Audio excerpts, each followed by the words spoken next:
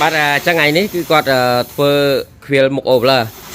ពីតកន្លះនេះបងប្អូនយើងកំងហ្នឹងហើយចឹងគាត់ដាក់ជាមួយនឹងអូបឡឺ Sony នេះបាទចឹងចាំមើលគាត់ហើយចាំគាត់យកភ្លីភាសារបស់គាត់ចឹងបងប្អូនអាចកំងធុងធូថ្លៃអីចឹងនេះបើយើងជាងយើងមកវិញមកបាន3នាក់វិញយើងចាប់ដើមបើកធ្វើវិញហើយភ្លីមួយនេះគឺជាផលិតផលយើងពឹងរៀបចឹងបងប្អូនដែលមានសាប់បាទ16គ្រាប់អញ្ចឹងយើងអាចភ្លីនេះមួយលេង16គ្រាប់ហើយភ្លីនេះខ្លីទេ1 2 2ចង្អាមខ្ញុំទេបាទតែគាត់ឡើងឈើហើយនេះលេងអត់កេះអី concert អីមកអែមអញ្ចឹងមានបាសខាងខ្លាំងចង់យកសាកដើម្បីតេស្តចង់ទិញអីគឺយើងយកតេស្តជូនបានអញ្ចឹងបងប្អូនមានសាប់ទៀត10គ្រាប់ជាងបាទ16គ្រាប់និយាយទៅបាស2ឈុតបើ8មួយខាងយើងលេងនេះមួយបានបាទ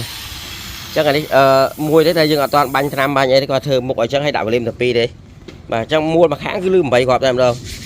អញ្ចឹង16គ្រាប់សាប់អានេះធានាអូបឡបើសិនចាប់ដើមកឲ្យធំកាន់តែធំកាន់អែម6ទឹកក៏បានដែរបាទ6ទឹកឬក៏ក150កាន់តែធំកាន់តែអែមហើយស៊ីភ្លើងតិចអានេះភ្លីយើងនេះបងប្អូនអាចចង់ຂະຫນាតធំបងប្អូនមានຂະຫນាតធំចង់យកភ្លីនេះសាកមើលសិនក៏បានដែរអញ្ចឹងយើងទៅដល់ទីតាំងបងប្អូនបើសិនជាបងប្អូនចង់សាកអញ្ចឹងទេថាបងប្អូនប្រើភ្លី4này cái ấy chứ này tạiដាក់តានេះមួយគឺគ្រប់rồiតែដោយសារយើងពឹងរៀបកន្លែងធ្វើអញ្ចឹងគាត់ជាងមកចូលក្នុងបាទតែជាមួយមួយទៀត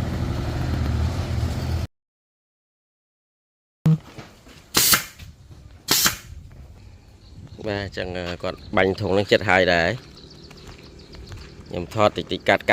ដើម្បីនេះព្រោះអាហ្នឹងធ្វើលឿនធុងតូចតែមិនថាធ្វើយក4 10រៀលអីវិញធុងវាយធុងsolo ធុងបាសអញ្ចឹងតិចថោបងប្អូននៅក្បែរចង់មកកំងឲ្យធូរថ្លៃថាយើងធ្វើឲ្យតែបានជាងបានការងារធ្វើអញ្ចឹងចំណេញតិចតួចធ្វើ